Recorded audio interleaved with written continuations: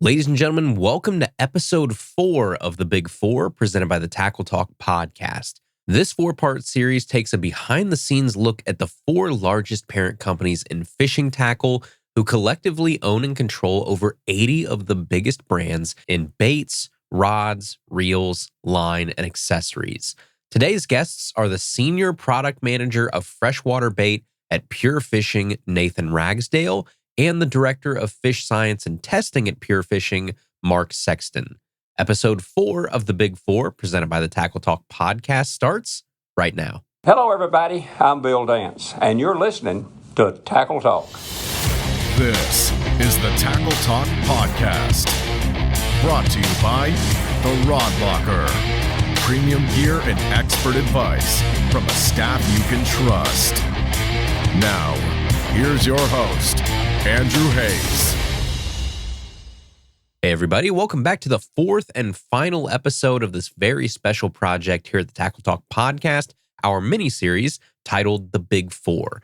And we will get into this episode in just a minute, but first, just like the last few weeks, we're going to take a few minutes to thank our great partners here at Tackle Talk right off the bat. So we start the show with it so that once we start our conversation with Nathan and with Mark, you're not going to have interruptions in between with ad breaks or anything like that. So first, we have to give a big thank you to our title sponsor, The Rod Locker. The Rod Locker is an incredible family-owned tackle shop located in Evansville, Indiana, that blends the selection and pricing of a big box store with the impeccable service and level of care that you get from your small-town tackle shop. Chad, Brian, Hans, Jacob, everybody over at the Rod Locker is incredible. No matter what you have questions about, if you're looking for a particular model of a rod or reel, or you have a question about a bait, they are there to help. And not only do they have an incredible selection of new rods and reels, they also have the internet's best selection of lightly used rods and reels as well, from all of your favorite brands at killer prices. They also have a simple trade-in program where you can turn your old gear into new gear. And if you mention the Tackle Talk podcast on your trade-in submission, you get an extra 10% boost on the value of your trade-in just for listening to Tackle Talk. All that, and you get an extra 5% off your order by using code TACKLETALKJUNE. Now, if you're listening to this in a different month, it's Tackle Talk, and then whatever month that you're currently in. Right now, as we are releasing these episodes, it is June. So the code is going to be Tackle Talk June at checkout for an extra 5% off basically everything on the website. So go check them out over at www.rodlocker.com and use code Tackle Talk June. All right, next up, we have to thank the battery company that powers the Tackle Talk podcast, Amped Outdoors. And the staff and product quality over at Amped Outdoors are just flat out better than any battery company that I've ever dealt with. Their pricing is insanely affordable for the quality product that you're getting. My batteries that I use are like half the price of the batteries that I used to use a few years ago from another company. And truthfully, I like these Amped Outdoors batteries better. They have better tech. They're waterproof. Their larger batteries come standard with Bluetooth monitoring on your phone and heated charging, and a 10-year no-hassle warranty handled by a great staff in Hudson, Wisconsin. Also, it's the little things like case quality, their handles, those little differences that make a battery so special. Amped Outdoors does it right. So whether you're looking for a 12-volt, 24-volt, or 36-volt battery for your trolling motor, your graphs, your live sonar, ice fishing, anything that you could need power for while you're fishing, Amped Outdoors has you covered. So go check them out over at www.ampedoutdoors.com. And finally, we have to thank the great team over at Humminbird and Minn Kota. Now, both of these brands on their own produce some of the most impressive electronics and motors in the fishing industry, but together, it's a whole different ballgame. Humminbird and Minn Kota are meticulously designed and manufactured to work in sync to help you get the most out of your boat and your kayak rig. So things like advanced GPS navigation that allows your Humminbird unit and mapping to communicate with your trolling motor, because then you can use features like autopilot, backtrack, circle mode, cruise control, drift mode, dodge mode, and a ton more options there. And those features allow you, the angler, to actually focus on fishing more so than precise navigation. And in turn, that helps you put more fish in the boat. You also have mega down and mega side imaging compatibility with certain units, eliminating the need for additional transducers and mounting brackets and just providing you with better control over your sonar. And all that just scratches the surface of all of the benefits of running both Minn Kota and Humminbird together. So for more information about Humminbird and Minn Kota, you can head over to www.humminbird.com or minnkotamotors.com today. Okay, folks, well, welcome back for the final time now to the Big Four here at the Tackle Talk podcast, which is a very special mini-series that we've been working on for months now, and we've finally had the pleasure of sharing with you over the past 3 weeks. And today marks our fourth and final episode. Episode 1 was GSM, Episode 2 was Rapala VMC, Episode 3 was Pradco, and Episode 4 is, of course, Pure Fishing. Now, Pure Fishing is one of the true giants in the fishing world. They might actually be, and I don't really know how to prove this or disprove this, but I would guess that they're probably the most well-known of the parent companies out there. And I mean, we're talking a pretty rich history here because a lot of their key acquisitions and consolidation and kind of building this thing that was Pure Fishing spans like decades and decades ago. We're talking, 30, 40, 50 years ago for some of this stuff.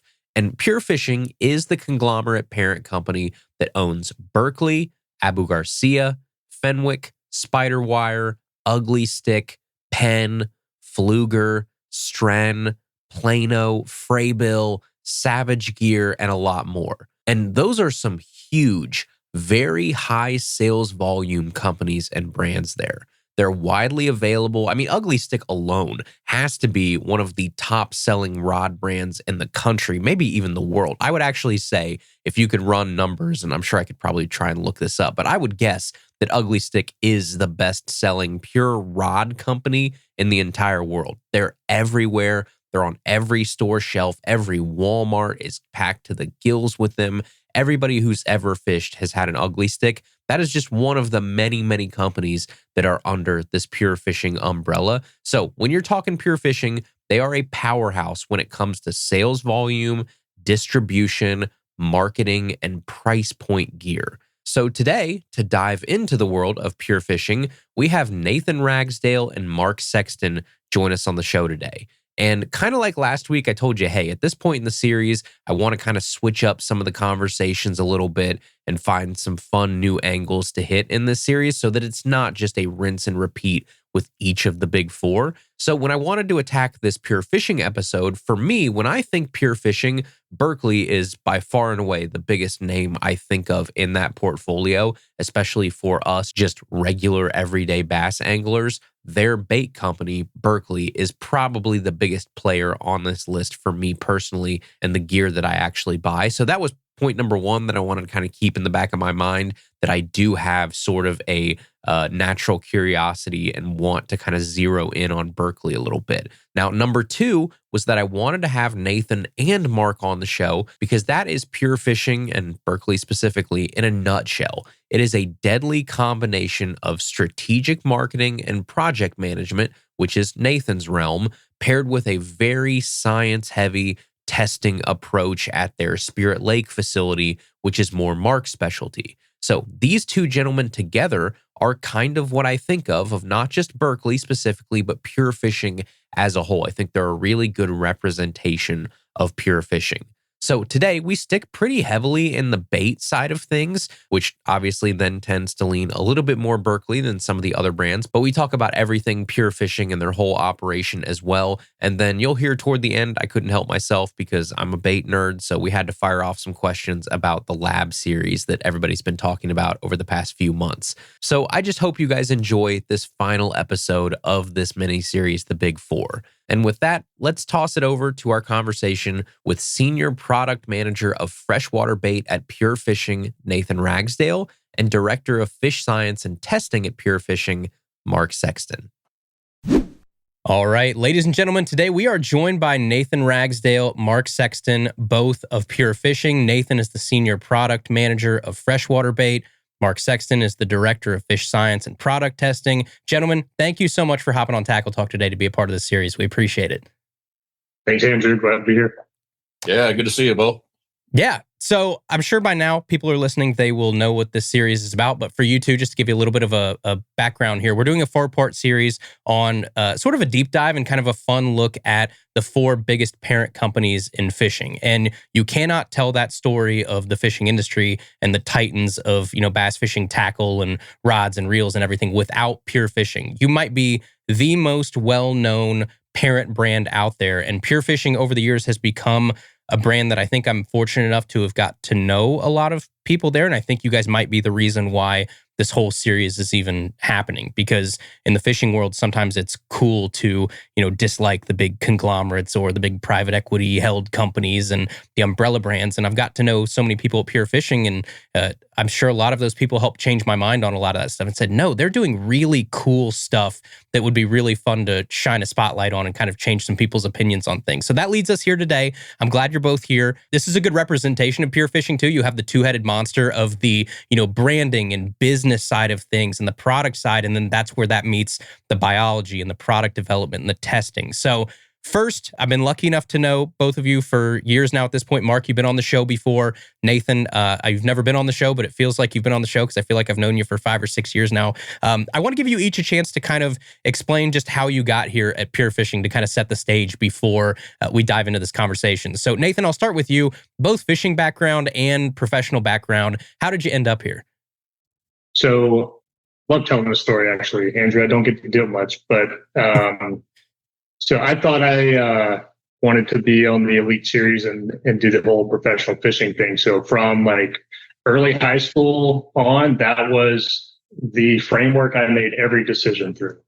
Like it was to get there. And so I fished in college, was guiding in college, and about to step into the opens, and Brad Rutherford, our current pro staff manager, he gave me a call and offered a position on our regional pro staff. So I thought that was my big break. The world had just changed. And so that was my first step into a relationship with Pure Fishing. Fast forward to the end of college, I decided that's not the life I wanted. And gave Brad a call and said, hey, man, I'm going to change trajectory here. And at that point in time, it was COVID had just hit too. So opens, like everything was shutting down. And there was a position open on our social media team at the time. And that was where I focused my marketing studies. So it was like perfect opportunity, jumped at it. And I've been with the business ever since May of 2020. So that is sort of how the stars aligned and the doors open. Are you glad that you didn't end up on the professional fishing side? I feel like a lot of people think they want to do the professional fishing side, and they're like, oh, if you actually want to stay around fishing for, decades, that's a tough way to do it. There are way more opportunities in fishing that people don't realize, whether it is on the brand side, it could be media side, it could be all of these things. I think sometimes I'm thankful sometimes too that I didn't completely go down that rabbit hole, because then I'd be like, no, I can do this just like you both can do this for 30, 40, 50 years. We wouldn't have been able to do that on the competitive side. Yeah, man, I think I'm right where I should be. And the cool thing is I get the best of both worlds. Like I interact with our pro staff on a weekly basis. So I still get the high of fishing local derbies and doing that whole thing, but also be in the industry. And frankly, my hat's off to those guys because it's a incredibly tough career. Mark, what about you? How did you end up where you're at? Which, by the way, it looks like you are in a classroom right now, which is so fitting from what I know about what you do at Berkeley. Yeah, most of the stuff I probably shouldn't show on your show, but screw it. I like you and I trust you, so appreciate that. Yeah, man, I'm probably the most blessed person you're ever going to meet. Definitely the luckiest dude you'll ever meet. Since my mom would tell the story like this, by the time you were old enough to see out the window, there was a little creek right by our house, and we'd go driving home after school. And the second I could see that creek out the window, I'm like, Mom, take me there. And I ain't turned back yet. I remember the first bullhead I caught, and I thought I could draw pictures of this thing down to the fine details. Yeah. But it's always been a passion. I love being outside. So I was one of those lucky kids that always knew what he was going to do. And I never even thought twice about, what I was going to do in college. It was chase fins, fur, and feathers, and that's it. And I went to Iowa State for 7 glorious years. I did have a lot of fun there, but it was, I got my undergrad, and then I jumped right into the Iowa Department of Natural Resources and was doing fish research for them, which was great, man. That's all you do is you go catch thousands of fish a day, and then do some really cool science and stuff and try to figure out what's going on in the fisheries. Worked with a bunch of great people, still friends to this day. Did that for about 9 years. And then I decided there's more to life probably. So I went back to grad school and did all that. Ended up with about 5 publications on my research. And I was lucky enough to get to do that here in Spirit Lake, on Spirit Lake. So, and then I kind of got lucky, and I called Berkeley. I'm like, hey, you got any gigs for a dude that just got out of grad school and loves to fish? I mean, it happened. I mean, there was a tech job opened up in the fish lab, and I could not believe it. I'm like, all right, I'm going to email you my resume. And this is like when email just started, this is way back in the day. You guys were like -2 years old probably. And I said, I'm going to email your resume. I made actually an online site, put my resume on there, and then I actually sent snail mail. I'm like, I want this job, and I'm going to bug you till you give it to me. And that's exactly what happened. I got hired by this guy named Dr. Keith Jones, who ironically I saw in town the other day. And he's truly the inventor of everything power bait, gulp, and even to a small part, max scent. And he's got a PhD in fish physiology. And so 90% of what I know today, I've learned from him and through the research we've done together. He's since retired, but there it is. I'm familiar there with it is. Mr. Jones. Yeah. This is the most expensive book I own, by the way. Like $300 you got to get for these suckers. Yeah. Now I should sell mine. I know it by heart anyway. Oh, it's so good though. That's awesome. So at what point did you decide to leave the state side of things? Like that seems to be like when everybody goes into those fields, it seems like that's the job that everybody wants, is to work for the DNR, work for something and do that route. You left it. Why? I just thought maybe I was going to sniff around and see what else was out there. I mean, I was kind of like Nathan.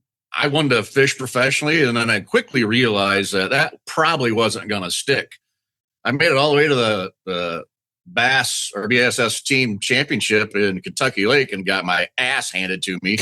But, now I'm like, you know what? I'd rather get a check even if I don't catch them. So, amen. And just like Nathan said, it's getting to work with those guys. You realize what a grind they put themselves and their families through. So anyone that can make it, my hat's off to you. But, it's wonderful to be on this side. I'm lucky enough to where I get to marry the science part of my brain and the insane passion I have for fishing and figuring it out. So if we look at Pure Fishing as a whole, I mean, just to list off some of the brands, you got Abu Garcia, Berkeley, Ugly Stick, Penn, Fenwick, Savage Gear. You've got Plano, Fraybill, Spider Wire, Shakespeare, a lot of brands under those umbrellas.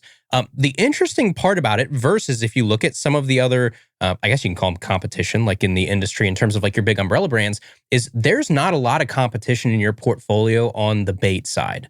There's Savage Gear basically. And Savage Gear is kind of its own animal on very European, very, musky, pike, that type of stuff. And, kind of more out of the box baits. So you have a clear lane in the pure fishing world to run in on Berkeley. And I know both of you are very, very heavily Berkeley in the pure fishing world. So does that help you a lot? To not have a bunch of other companies under your parent company that you're competing with so that you're not worried about who gets the resources, who has to share product designs. Does that make sense? Is that a benefit to you all, you think? I think there's probably good and bad to it, Andrew. It's probably a double-edged sword. I mean, yeah, the good thing is it makes things simple, right? Like you said, the two brands are very nicely defined. When that acquisition happened, that was certainly part of that thinking, right? And so the two teams are able to both work together, but also there's a very clear lane. So it does make it nice. At the same time, though, if you do have multiple brands, you can use those brands to attack a certain product category in different ways, different pricing tiers and things like that. So I think, we're able to work really nicely together as two brands within Pure Fishing. But I think if you had multiple too, as long as you have those brands clearly defined and the teams are clear on that, you can use multiple brands to position yourself in many different ways within a certain category or product type. Yeah, I guess that's probably a good point. So like in staying pure fishing world, like Abu Garcia and Fenwick, for instance, like both of those, and Fenwick went through a pretty heavy rebrand and redesign and everything over the past 3 or 4 years. And, with Justin and all the people that went over and helped make that possible, you do kind of have this splitting of the lanes a little bit and say, okay, here's the identity of Fenwick. Here's the identity of, Abu Garcia. So I guess on the other hand, then maybe that is interesting. Every one of your baits that you're coming up with has to fit under this sort of giant brand, which is Berkley, which is not like, you're not one of these, companies that's like, oh, okay, this would probably be more of a bait for company X or company Y. You've got everything under one roof there, which is kind of interesting too. The other side, I guess, would be, if you're not in a position where you are acquiring companies a lot, like I think there are some other people in the industry right now that are in that mode of they're gobbling up people and the people that are left. There's not a ton of those at this point. Like I think the lines in the sand have kind of been drawn a little bit. Does that help too, where you don't have the distraction of another day, another brand coming in? And you guys have been pretty set in stone. What's the last big acquisition you guys had? Probably Plano, maybe? Yeah. So like, I mean, it's been years. That was 4, 5, 6 years ago, probably at this point when like I first heard the news of that. Does that help a little bit too, where you don't have to deal with the noise of a bunch of new companies coming in all at once? Yeah, 100%. It is a giant distraction when there's an acquisition, new people, new markets, new vendors, maybe different sales team, a whole new line of products to weed through, rationalize, create a new identity, find out where it's going to live. When I started in 99 and we started buying people like mad, I think I've gone through 3 or 4 name changes with this company, and it's really nice now. We have found our identity. We have grown some deep roots into who we are today. And honestly, like I said, I've been here a long time. This is the best squad we've had. I mean, this is the all-star team. And there's the executive leadership's as good as it's ever been. And they're very, very good at figuring out which direction each brand is going to run and how fast they're going to run and for how long. And they divvy out that appropriately in terms of resources and budgets and stuff like that. And it's their job to find out where the markets are ripe. And what's nice is like in Berkley, I designed the baits for about 15 years. And it was really hard because we were trying to cover all the bases. I mean, even globally, that's really hard to do because there's so many niche markets, even in the United States. And maybe not just niche, but the regionality of what your baits can do and who they're going to affect is very meaningful to everyone around there. So now that we decided to take Berkley as hard and big as possible, and we're not even half done. Nathan and his team have done a really, really good job at making us bass relevant, but also the walleye side of things. We just had a whole walleye summit here this entire week. We've got the best staff in the market, and they're kicking some serious ass. And, I think we realized after a while that we have the people and the resources to do whatever we choose to do and do it well. And that's what we're doing every single day. Nathan, on the product side of things, as you try to build this giant catalog and brand that is Berkley, how important is it? I know you have 2 hats you have to wear. Like there's one hat that says, I want to design the coolest baits possible. I want these like unique, new, cool things that people are going to be talking about and get you really excited for the bait side of things. The other side is like, you do have to fill out a product line. Like nowadays, it seems like no longer can you have this is the company I go for spinner baits. This is the company I go for, bladed jigs. This is the company I go for soft plastics. Everybody, and rightfully so, is saying, well, no, if I'm a Berkley fan, then I want to be able to buy Berkley frogs. I want to be able to buy Berkley buzz baits and Berkley spinner baits. And up until a few years ago, you didn't have all of those things. So you do have to kind of balance this, yes, the exciting new part, like, what I have in front of me that we'll talk about here in a little bit. But then also you do have to fill out that product line. Is that a hard line to balance sometimes? Or is it just like, yeah, you know what? No, we need some spinner baits. We need some buzz baits. That's great. Get them out and then focus on what you get really passionate about.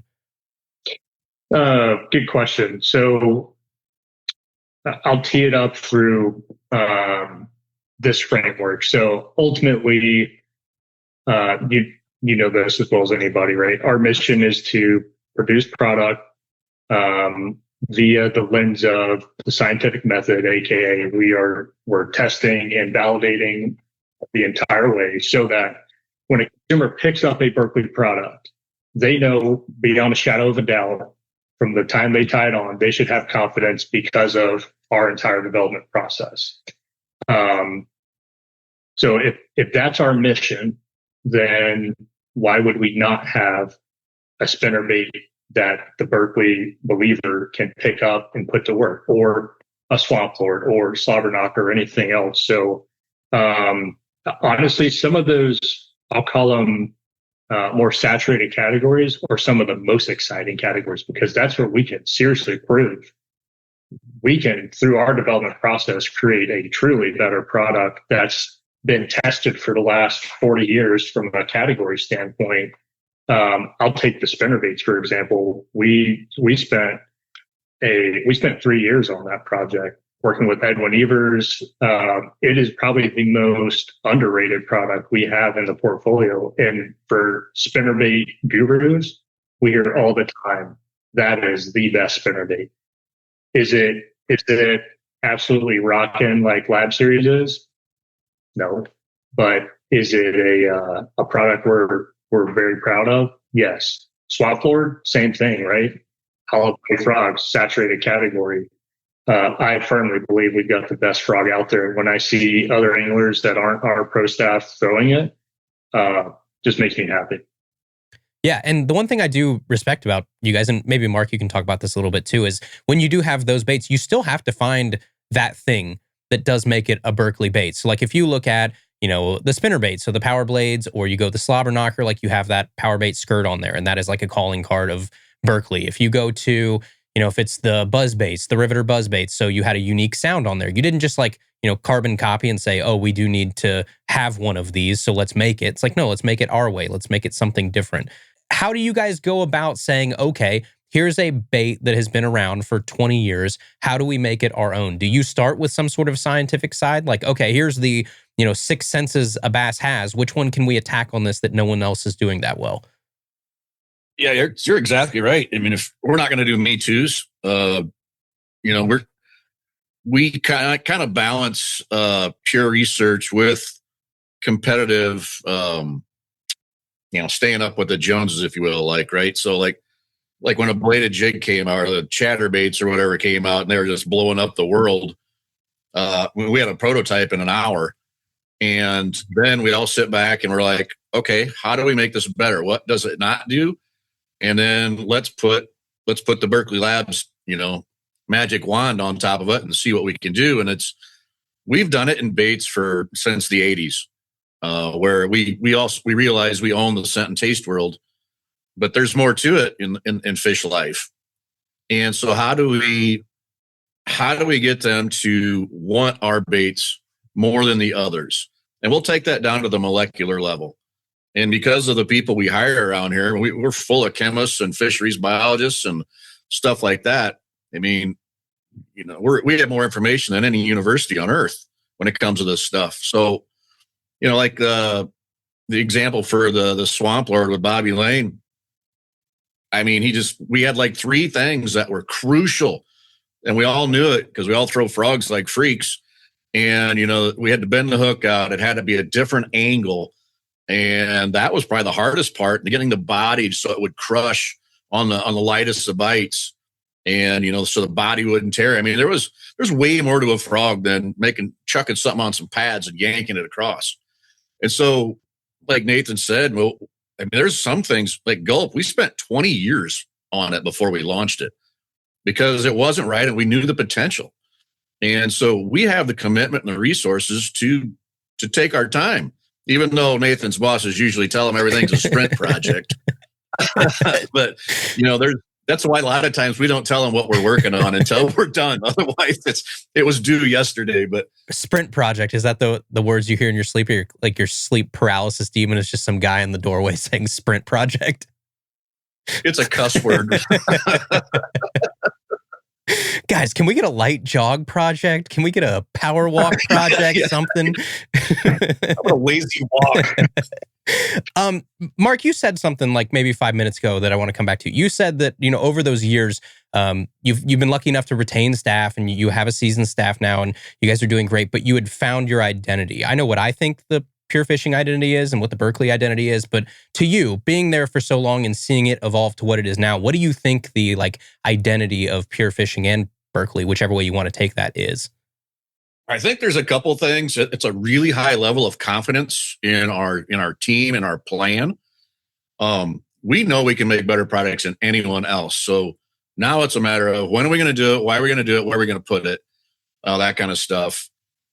And, we haven't had big changes in our company in a while. Like I said, we're consistent. And this company is way more of a family than a company. And I mean, we hang out together. We do stuff together. We vacation together because, I mean, we're all passionate about the same thing. And that's carried over into personal lives. That's a company I want to be a part of, right? And, it's the other thing is in terms of the Berkeley science and the Berkeley labs, that has now absolutely transformed into every single product we put forth. We spent a lot of time here in Spirit Lake testing rods and reels and line and doing the exact type of scientific methods that we use to make really good baits. Now we use the exact methodology to make better rods, reels, and line. And it's starting to show.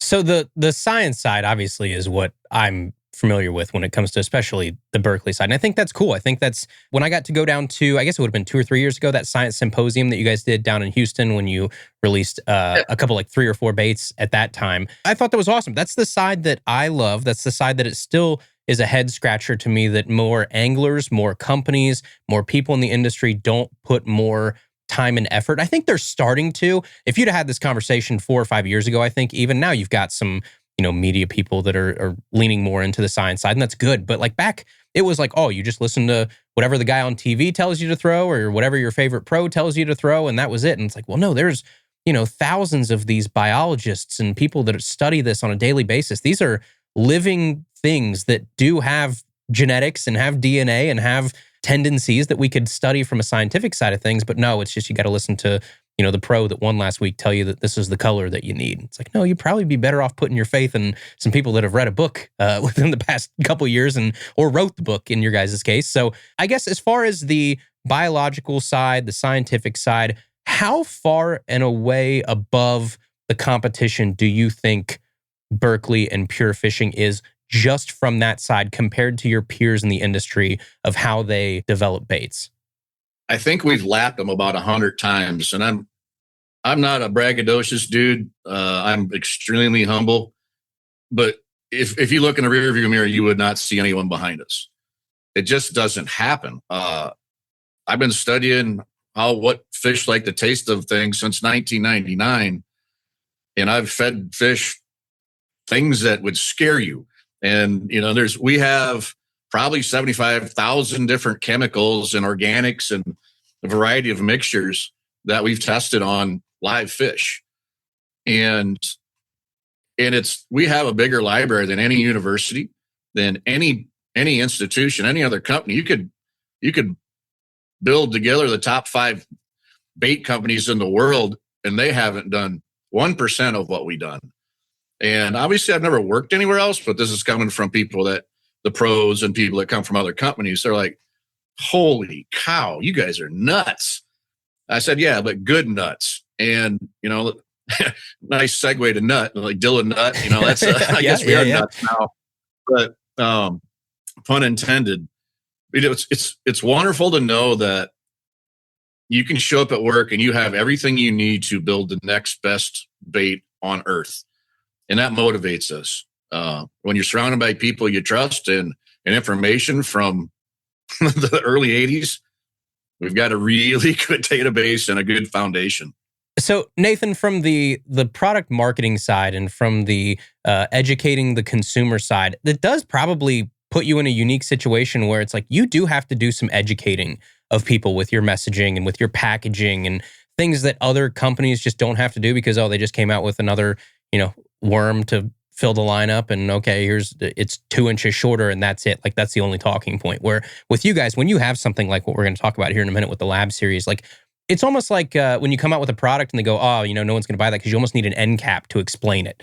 Sometimes that's with your baits. It's like they're so, attribute rich, I guess, or, you've put so much time and effort into it that you can't just put it on 2 bullet points on the front of a package. How hard is that for you on the marketing side to try and get across to like everyday Joe consumers like us?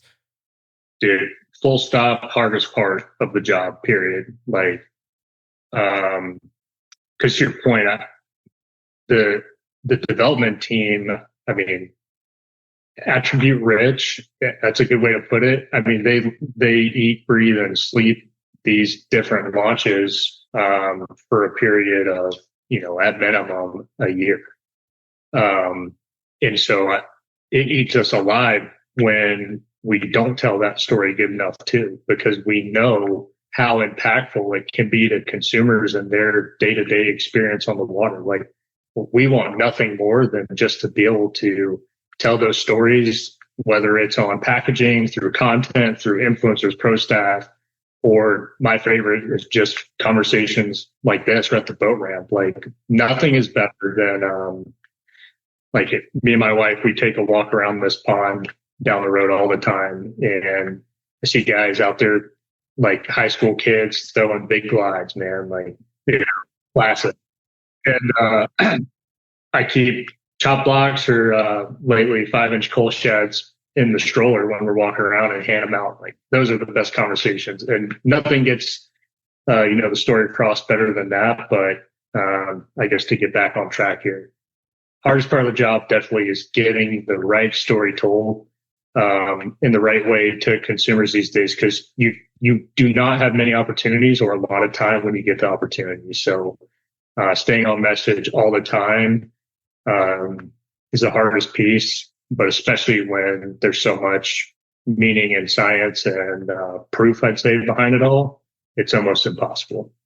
Yeah, like I'm looking at the back of, and again, we're about to talk about this, but the back of like the lab series, this looks great. This is a great illustration of everything. And I guarantee you looked at this and go, that doesn't say, 1/100th of what I want the back of this package to say, because we have so much to talk about here. I can't boil that down into 7 sentences and 1 picture. So yeah, that's the part where it's like, conversations like this. And I think you guys do a good job of putting on your own events and trying to educate people. I thought it was super helpful when I went down to Houston. I wish I would have could have came to this one and got the time off of work to do it, because getting the chance to sit, 100 people in a room and educate them about, hey, here's why we did this. Here's all of the work that went into it. Here are the features that if you picked this up off the shelf, you probably wouldn't realize until you threw it for the 4th or 5th time. But here's everything that, we put into this. As far as the facility that you have to work with too, you have the Spirit Lake facility, which is just, I've heard the lore of the, Spirit Lake facility, and I've never actually got to go and see it, but I know that you have so much there at your disposal to use, where I feel like, not to throw any shade to anybody, but some people's labs are like a glorified bathtub with a log in it that you can cast a bait, 7 feet and reel it in and show the action. And that's like their R&D, where you guys have a whole facility there. And I can't even begin to fathom the, tanks and the equipment that you have there to use. Mark, can you give us like a rough idea of what that facility is like and what you can do there? Yeah, absolutely. So imagine a fish hatchery. A lot of people have been in those, where we have 40 or 50 aquaria with a single fish per aquarium. And that is where we do our chemoreceptive type tests. So smell and taste. Those are two humongous senses that fish have that are way beyond what we have. And that's the most important thing. If there's any kids listening, just remember you're not a fish. So you can try to think like one, but you're not going to. So read and learn what fish can sense. And so then, to study the other senses that, are very prominent, which would be vision and sound. We have a 30,000 gallon pool that we can, put crankbaits in and have them drug around the pool and watch how fish behave to them. And now we're looking at things like crankbait action. Is it tight? Has it got a lot of amplitude? Is it really wide wobble? And so, a lot of times when you take a bait, you're like looking at it like, oh, that thing's got a really wide wobble. That looks awesome. Well, again, you're not a fish. It could look like absolutely horror to a fish. And we don't know that until you ask the fish to respond to it. So we get feedback from fish literally every single day. We're strictly interpreters. That's all we are. And so, we have, probably 6,000-7,000 fish at all times in-house. Obviously only freshwater species here in Spirit Lake, although there is a chance we might get some redfish because as juveniles, they live in freshwater quite fine. And that's one of our target species as well. And, so I don't know what we spend on fish here, but it's a lot because we buy them all from fish farms so that they've never had a bias towards a bait. The only thing I've ever seen is pelletized fish food because we want to study their inherent behavior to something that's in front of them and how do they respond to it positively? Well, first, can they sense it? Two, how do they respond to it? So our labs are literally set up to measure all the senses that a fish have, and we can study every single one of them. So, this might be a dumb question. You probably have an answer to this, but if all of your fish you're using are pelletized fish from hatcheries, do they have the same instincts as a wild fish does to hunt? Like it's never had to hunt for its food in its life. It's just been hand-fed. How do you know that those fish act like wild fish? Physiologically speaking, it's inherent, right? So be the same thing. If I throw a rock at your face, you're going to put your hand hopefully, up, that kind of deal. Yeah. Hopefully fast if not, enough. we have more to worry about, Andrew. So here's the thing. We do all this lab testing, and what will happen then is we always validate our lab testing out in the field. So let's say, for example, the three of I have A, B, and C baits, they're identical, but they have different chemical packages within them. Same colors, same actions, the same everything.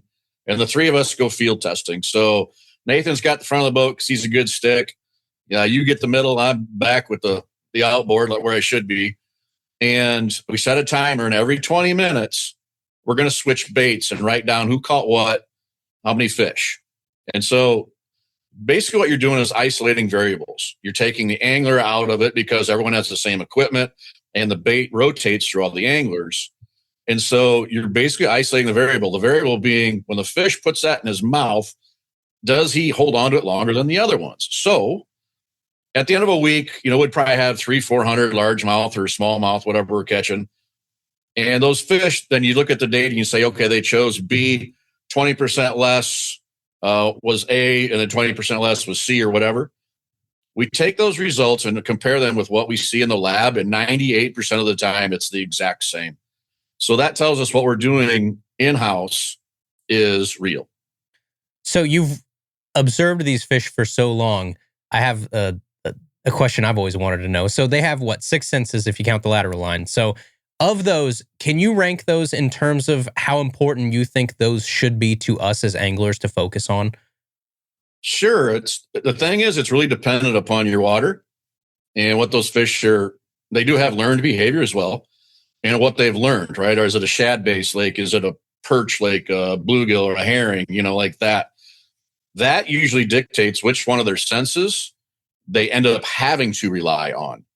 In clear water, bass have very good vision, and their color perception is almost as good as ours. But you think about the environment they live. They love to see things. They love to chase things. They're basically young Labrador puppies. They'll chase things just for fun. But if they can use their vision, that's the one they would really, really, really like to use because it's easier for them, right? However, you get some dingy water, you got, the water level came up and mud came in. Their ability to smell things is so far past what we can comprehend. Look at salmon.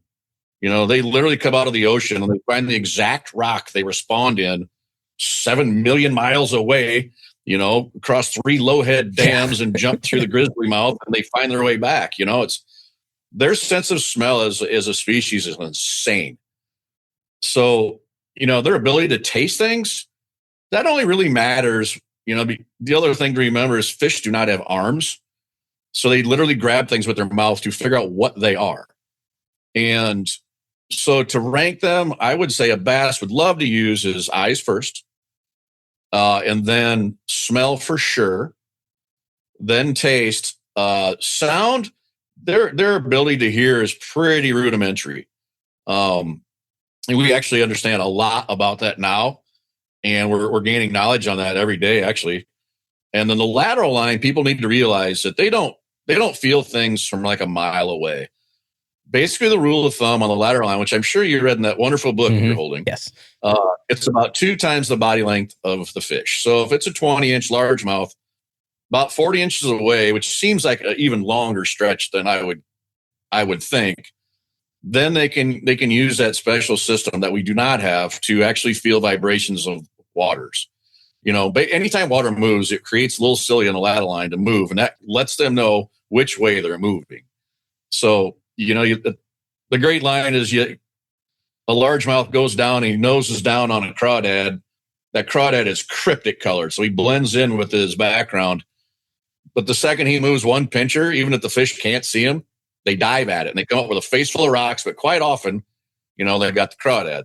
They're using their lateral line to do that almost blindly. That's an impressive system. Yeah, that's the kill shot, basically. Close range kill shot when, no other sense is even available. You can triangulate the position of this, a crawl that basically just like internally breathed a little bit for, half a second. So the cool part, I want to ask you about sound for a second. I believe a couple years ago when I was down in Houston, you had mentioned that, hey, there is a sense that we're understanding more and more kind of like by the day. And I don't think you said what it was, but I'm going to assume that, you came out with the Riveter buzzbait, you came out with the Screaming Chapo. Like there's been a lot of emphasis on sound lately. I'm guessing that was probably what you were talking about.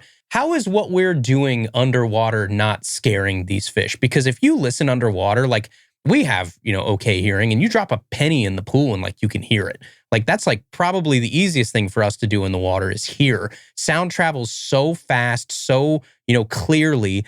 If we're down there, and you're banging a tungsten jig off of rocks or you're, throwing a big one knocker or something, like nothing under the water is naturally making that sound. How are we not like doing the opposite with the sound of our lures? Like how are we not scaring them or just putting them off? Like that is, one, so loud because everything underwater is amplified. And two, I've never heard a crawl make a giant, like one knock back and forth.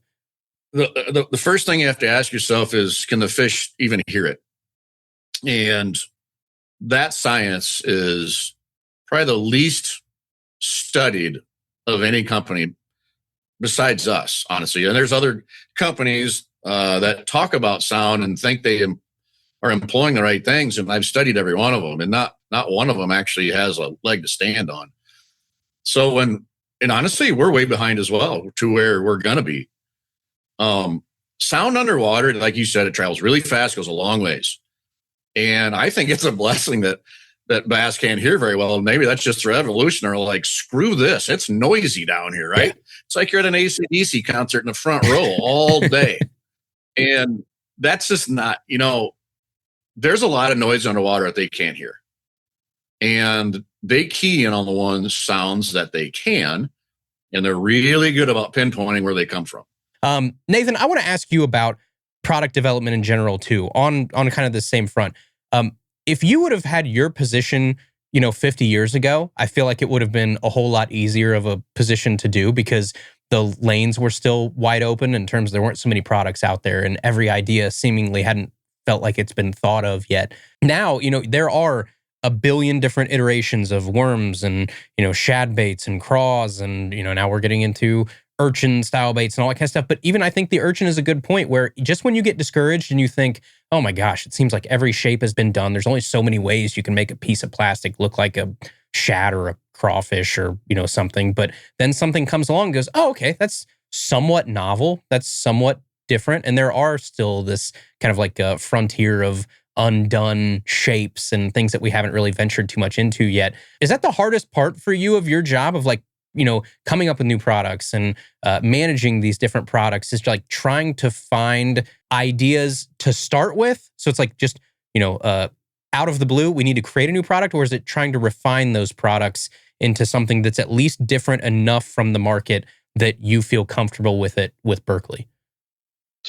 Yeah, I think the ideas probably aren't the hardest part because, look, the building's full of not only just smart people, but people that love to fish, right? So I feel like and Mark, you feel free to jump in here, but I feel like we're constantly pretty flush with ideas. I think the hard thing is, one, which of those ideas end up getting vetted through the proven development process. But, a lot of things get killed if it doesn't meet the standard for the brand, in the lab, on the water, that sort of thing. But the other piece is we may have a fantastic idea. If it doesn't provide a tool to the modern day angler or consumer, there's some times where we may not launch that product, or we may just put it in our pocket, right, until the time is right. That happens a lot of the times. So I think if I remember your question right, I'll try to answer it here and sum it up. One, ideas, there's a bunch of them. They've always got to meet the brand criteria. Two, meet the consumer need or solve a problem for them. But also, then you've got the whole gamut of like, are we actually attacking a forage base that's relevant or nationally relevant, regionally relevant? Like there's the whole checklist of things you got to go through too to make sure we're checking the boxes on the usual match the hatch, all that good stuff. I could spend 50 minutes talking through that, but let me know if I answered that question directly. Yeah. So what does that process like at a 30,000 foot view look like? Like, do a lot of these ideas just get chopped on the cutting room floor, like they don't even make it to prototype stage, or do most of them at least get flushed out to the point where, all right, I do want to see a CAD drawing of it, or I do want to see someone down the line. And then I'm sure you have conversations where, no, okay, this one's not even going to make it to that stage because it is too regional. And you guys have that problem too, where it's like, this has to be a nationally viable bait. We're not just making a bait for, the upper Midwest or for the Northeast or something like that. So what does that process look like from the time that you guys have an idea until it gets to final product? And how many different chances does it have to get cut and say, no, we're not doing this any further? I'd say there's like 4 proper chances. We have just like an internal process of, ideation, first vetting, then are we going to commit funds to it? Then, okay, has the market shifted? Even if we committed funds, do we still need to bring it to market? So there's like different checkpoints along the way. But I mean, for us, a lot of stuff gets prototyped for sure. I mean, the actual engineers, right? Some of their goals, like, is just straight up tinker, bullpen, right? Ideate, walk down the hall, get a beer with Mark, and y'all just like ideate, right? So a lot of stuff gets prototyped, probably more than people realize. But again, it also depends on state of the market, state of the business too. I don't want to harp on forward facing, but technology always opens up new frontiers. You have a technology that's opened up a frontier, it's time to prototype the hell out of probably every idea and go start vetting all those ideas, right? Does it work well with this technology? Does it don't? Does it provide a benefit? Does it not? So I think it also it's a bit cyclical, right? With the market of how much is thrown into that front piece of the funnel. depends on kind of how quickly we need to move, how quickly the market's moving, things like that. If that makes sense. Have either of you had to kind of stand on the table and fight for a product that you worked on that you thought was good enough to launch, but just didn't have the buy-in and did end up getting launched, and you're glad it did? Yeah, I'd say both ways. In my time, when I was deep into baits, I think I relaunched the Power Hog 3 times, and we really didn't change anything. I mean, it was just one of those things where as different groups came through the company, I mean, we've had some doozies that, I mean, they couldn't fish in a bathtub, and they were making decisions that were wrong. And so there's times when you had to stand up and ruffle the feathers. And that's a wonderful thing now is the crew that we have running it. I mean, they're fishy, and what they want is quite often what everyone else is in line with. Same way too. I mean, there's times when some of the former people wanted to launch something and it was just asinine. And one of those things where you just stand up and say, no one's going to buy that. It's going to be in the E&O bin in 6 months, and we're going to have egg on our face. And that was the way it was for a little bit. But, you know, we always offset it with, it's easier now because we got the crew we have, put it that way. Yeah. Well, speaking of new products that have came out pretty recently that I think you guys have to be pretty proud of, I have 3 boxes in front of me that are probably all the rage at this point. And you guys have had these baits talked more about in the past, 3 or 4 weeks than the hype of any bait that I can remember pretty recently. Obviously, when Dylan Nutt wins the Bassmaster Classic on it, people are going to talk about it. I'll tell you, I was back doing the backstage interviews with the guys, and I hopped in Dylan's boat, and I can't remember if it was day 1 or day 2, but most of these boats are a Sakamata graveyard, and there's, a billion straight tail worms and, winged fluke style baits all over the place. And I saw every Sakamata, I saw every fish roller, I saw everything on the deck of people's boats, imaginable. And I remember looking in Dylan's boat, and I saw this bait, and I saw it down there, and it was the bigger version of it. And I remember looking at that and being like, I know my baits pretty well. And I've never seen that before. I don't know what that is. Obviously you can tell he's a Berkeley guy. So I was like, okay, maybe they have something that I just don't know about. But I kept looking at it. I was like, it looked like a homemade, hand pour, open pour style bait. And I was like, well, that's interesting. I wonder if he made that, or I wonder if that's something that somebody's coming out with at some point. And then lo and behold, a couple of days later, he says it on live, and it probably starts the firestorm for you all. What did that 24 to 48 hours look like for you all when you're like, oh crap, name is now out there, NDAs, be damned. The world is going to figure out what this is really fast, and we have to make the decision. Do you tell the world about it, or do you say it's coming soon and you kind of build some anticipation around it? Nathan, from your side, what did that day or two look like? Mark and I were talking with somebody the other day, and I'll tee it up the same way I teed it up to them. Transparently, we knew the power we were putting in the pro staff's hands when we sent samples out to that team, right? Not only their skill level, in my opinion, we got the best pro staff, but also we know what Lab Series is capable of. So we had a pretty good notion that something like this would have happened this year. So I think the team was well prepared for it. I think that 24 to 48 hours looked like a lot of high-fiving in the hallways that next early week. But obviously along with it comes okay, now we got to scrap the whole launch plan, rebuild it from the ground up. And I think the thing a lot of people don't consider too is something like that affects everybody, from people internally, but also all our partners, retail partners. It is a huge undertaking to, one, make sure we talked about education earlier, right? This is probably the most complex product we've launched in quite a long time. So it's all right, one, we got to make sure we're taking care of the education and getting the story across correctly here. 2, we got to now rebuild this launch plan and communicate to all our partners. And then 3, we got to actually go execute all that, right? So, but I think more than anything, it was a lot of excitement. But again, March talked about our leaders from the ground up. Everybody was prepped for it, so that was nice. That helped. So the Berkeley Lab series, then you have 3 shapes, 2 very proven shapes, and obviously the flatworm and the finesse worm, and then a little bit of a cool new take on a minnow here too as well. Those 3, it seems like, are the core shapes that you're at least launching for now to start with. Mark, can you walk me through, like I'm 5 years old, how this works?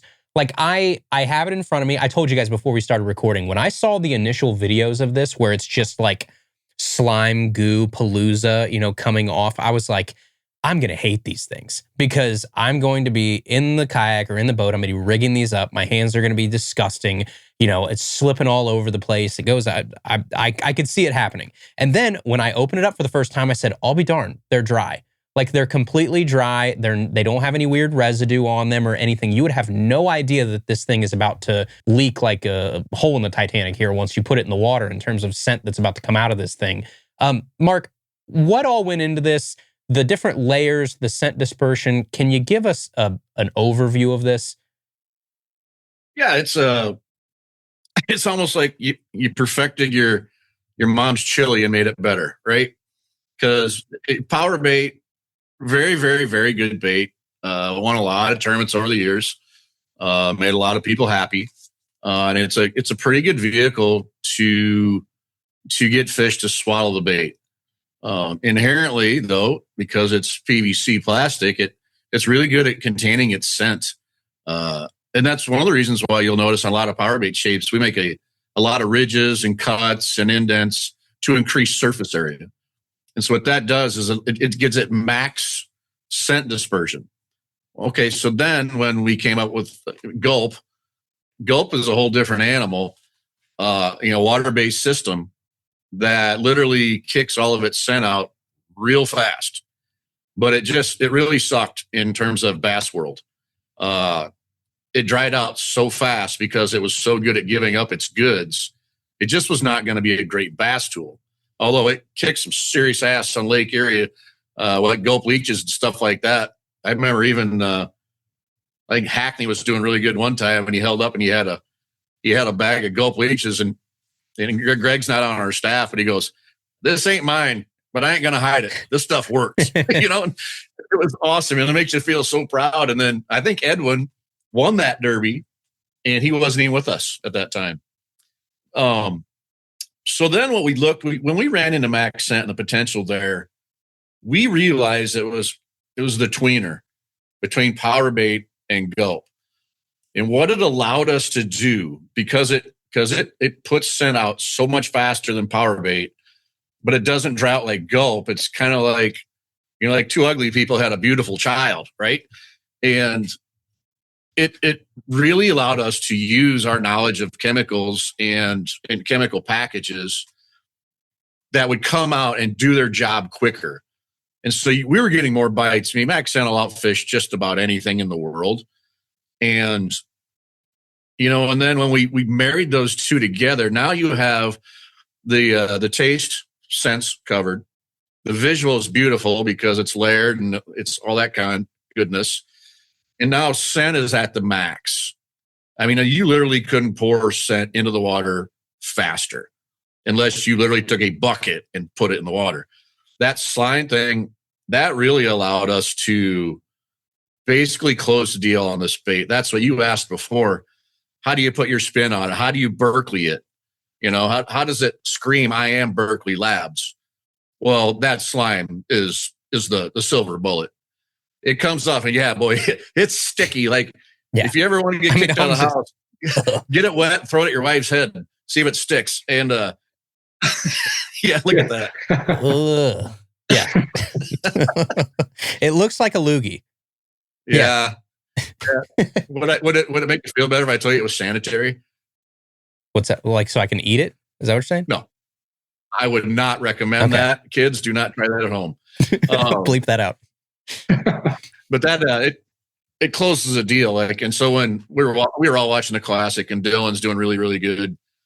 And if you remember right, that piece of water got dirty.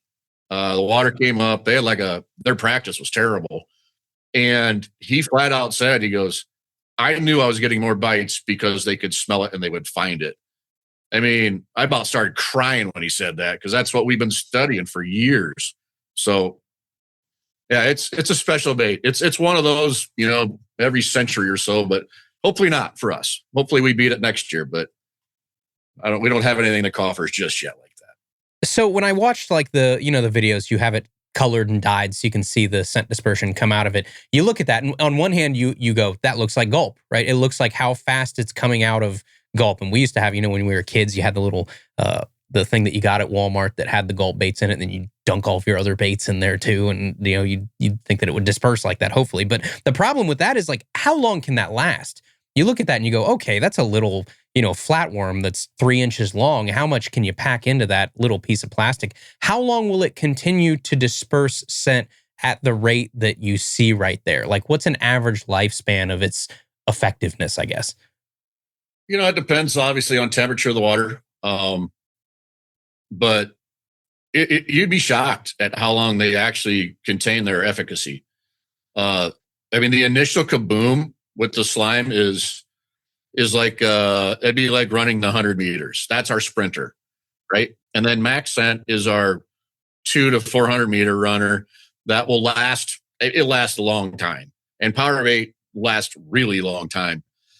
But the thing is, we believe that they're so effective, you're probably never going to learn when they run out because they're going to be tore up. And that's the beauty of it, right? They're that effective. To try to answer your question, I don't know if we've ever put a time to it and measured it, but it lasts quite a bit longer than a person would think.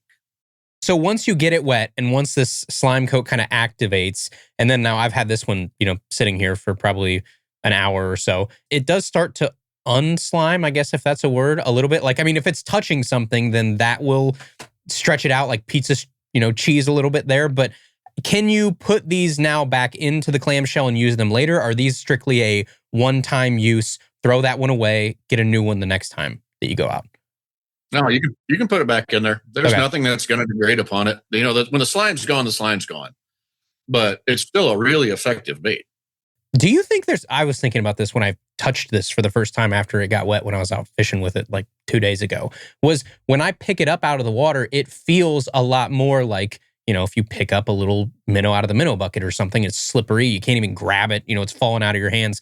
Do you think that has something to do for fish? Like, do you think they're able to feel the difference between like, oh, this is slimy and, slips in and out of my mouth like an actual piece of food does versus this dry piece of soft plastic that's heavily salted that, I can go in and I feel it hit my mouth and it's a little bit rough and it doesn't it's not as slurpable as like real life, food is. Do you think there's anything to that, or is that a complete overthinking of it? That's way overthinking, dude. Yeah. It feels way more like a live thing in your hand. Like, it's so slippery and gross. And it's like, yeah, it's what, a minnow, it's been in the minnow bucket for an hour, feels like. You are so like us. I'll sit up at night thinking, why didn't I catch that fish? I could see him on forward facing. Why couldn't I do that? Yeah. You got to remember, their brains are the size of your pinky nail. Yeah. And there might have been something going on, but no. So you mentioned something before too, the whole sea urchin thing, which it just blew my mind. I thought I'd retire before something that goofy came out. But the fact is, if a fish can fit it in its mouth, it's going to try it. And because that mimics exactly nothing on Earth besides like the coronavirus. And I don't know why it works so good. It must be so many things moving. I think it visually stimulates them. But, the fact that it feels right to us, they don't have any senses in their facial region that would be able to sense that at all. So that's more which is good. So as I pick up like the minnow version here too, and when I went to rig it the other day, there's like an air pocket in the middle of this. It feels like there's like a hollow, almost tube that goes down the middle of that bait. What is that? Is that just to help it with its buoyancy or how it balances, or like what's the point of that empty space in there? Well, it's kind of helps us in how we rig it. Okay. And it also really helps on the action of the bait. It gives it a softer feel. And I'll tell you one that's kind of a thing people don't think about. In terms of forward-facing sonar, if you have an air pocket in your bait, it will show up much better on your screen because the density change between air and the plastic and water is such that that target strength will come back richer when it gets hit by FFS. So it's kind of a thing where people are going to figure that out too. Interesting. Yeah, because when I first picked it up, I was like, oh, it's probably got a slit in the back when you feel it. And it's like, oh, nope, actually, that's completely sealed over on the back. And it is a completely hollow piece that just stays there in the middle. Very, very cool. How much of this is taste versus scent? Like the flavor of this, if you have your power bait in here, is this the exact same flavor? Might not be the right word, but recipe or whatever it is that we've had traditionally from other Berkley baits? Or is there some different profile or something of these series? Or is it just how it's dispersed, not what's inside it? It's obviously I'm not going to tell you what's in it, but Colonel Sanders didn't give up his recipe either. But it's a lot of the same stuff we've used. However, we did tweak it a little bit because we could, because of the mixture of the vehicles, if you will. You're going from a PVC to a max scent type material to the slime. And it's the most potent bait in terms of scent and taste being married into the same bait ever produced. It's not even remotely close. It's probably the closest thing to live bait that's ever been artificially produced. Is it hard to work with multiple materials like that to get them to bond correctly? Or I'm sure it's something like we don't think about as anglers, but when you just mentioned there, you have 3 or 4 different materials that you're trying to marry here. Does that create its own set of problems? Yeah, giant pain in the ass, to be honest with you. It took a while. And again, that's why we hire chemists. We're thick with chemists in this area of the building right now. They're everywhere. But without them, we wouldn't have any idea. As a fish biologist, I wouldn't have a clue.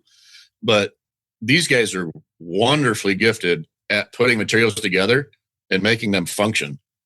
So, Nathan, as you look at your product line here, who are these for? Like, as you sit down, you're like, okay, yes, we have, X number of products out there. This is something very new and different, and I think a little bit higher scale and higher quality than anything that you guys have put out to date.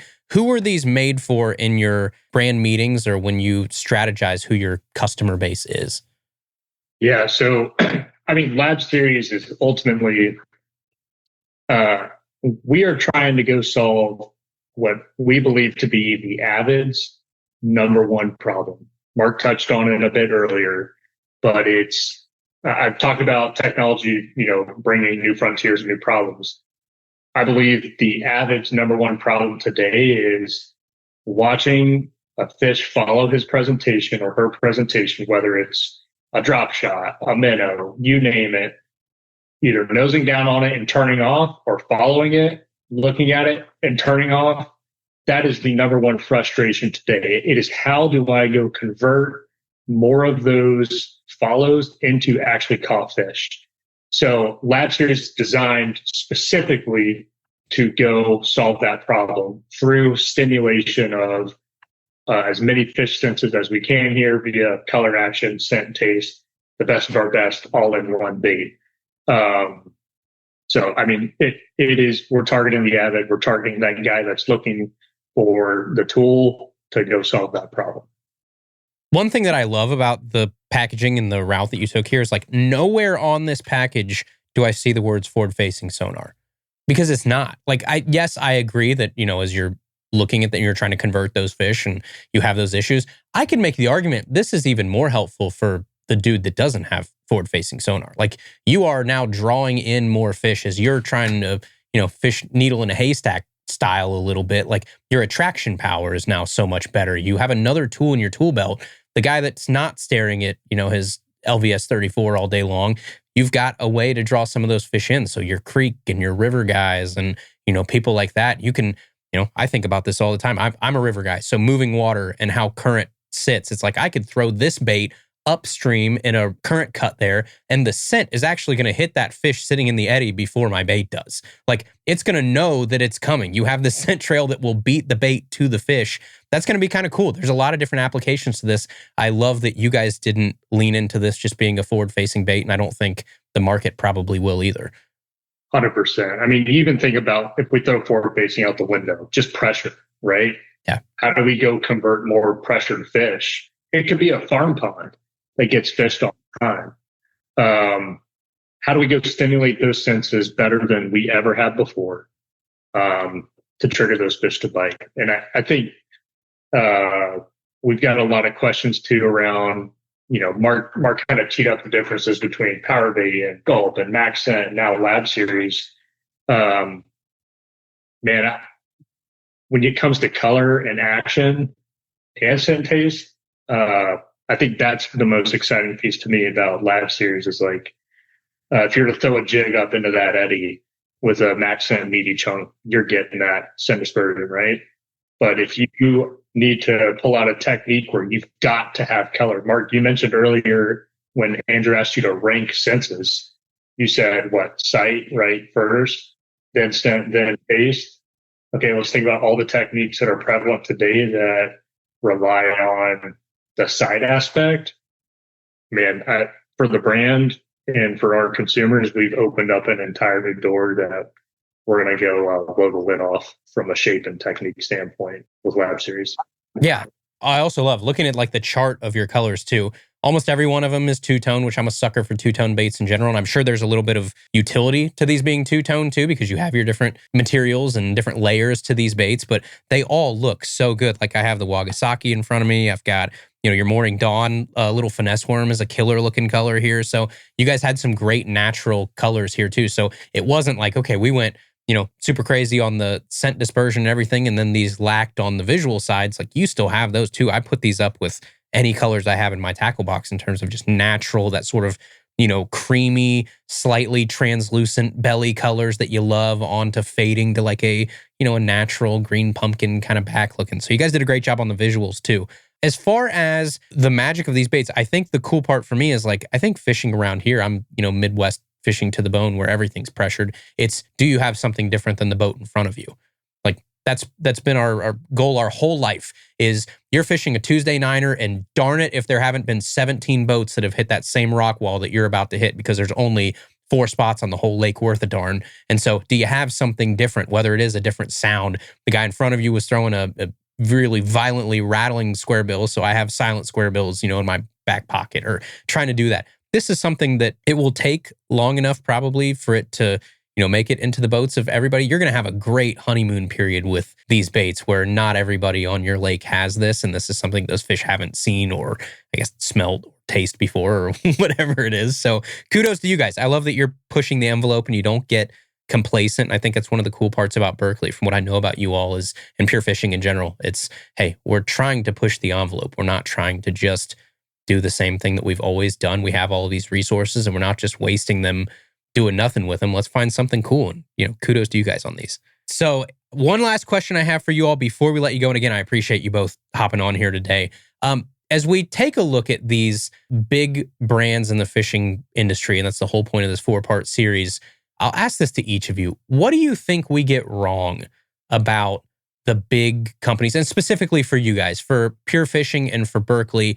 You guys read comments. I'm sure you see people, all the time and people's preconceived notions of things. What do you think people get wrong about Pure Fishing and Berkley, or just, the big companies in general?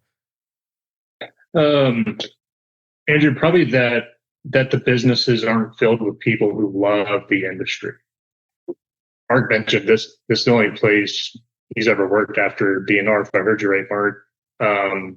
I'll allude it to the old saying, or the saying you hear all the time about hunters and conservation.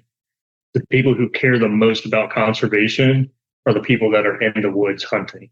I would say the people that care the most about the industry are the people that work in the industry. And specifically, Andrew, to I guess the purpose of the series, there's a lot of people that work within the conglomerate or privately held entities. And I think based on social comments and things that I've seen, that's probably what I feel like is the most misunderstood thing. Mark, what about you? Yeah, I 100% agree with Nathan.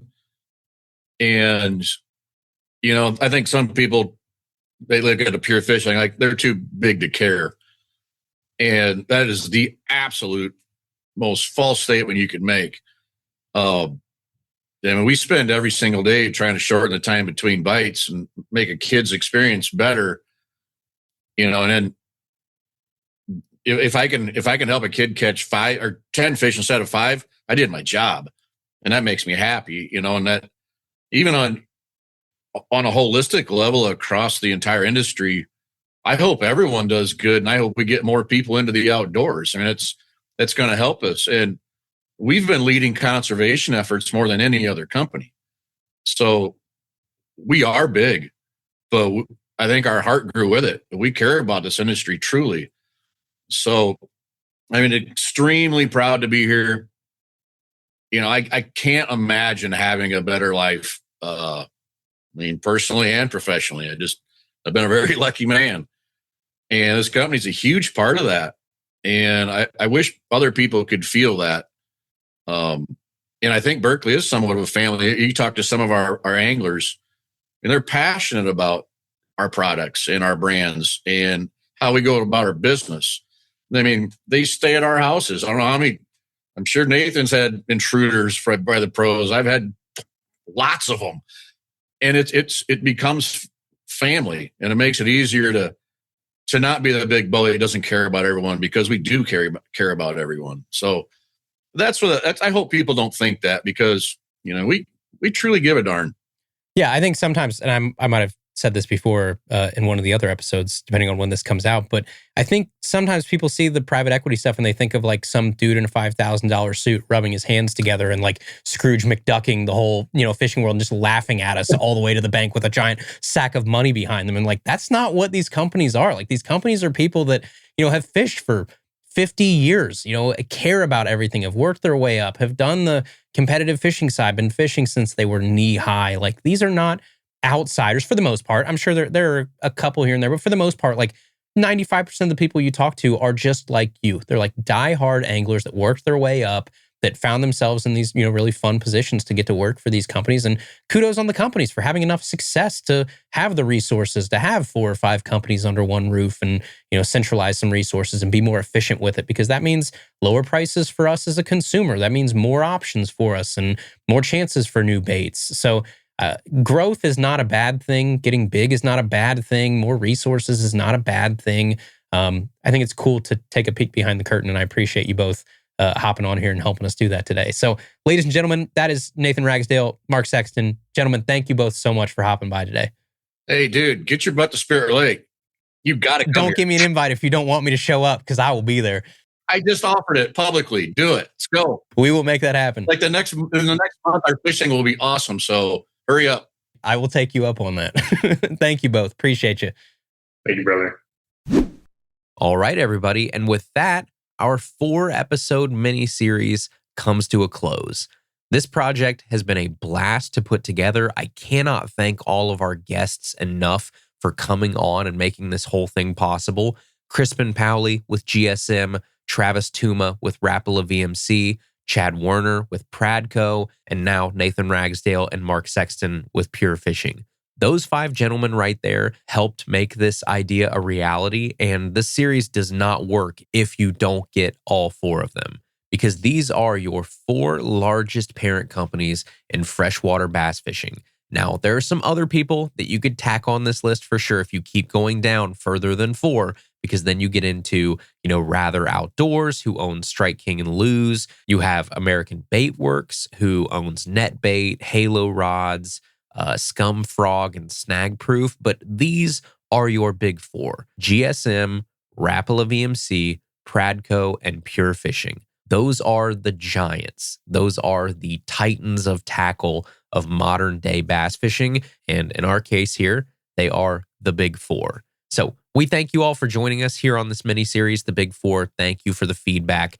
Everything that you guys have written in and the emails and the DMs have been awesome to hear. And it's really what I wanted this series to be. So again, thank you all. Next week, we will be back to our regularly scheduled programming.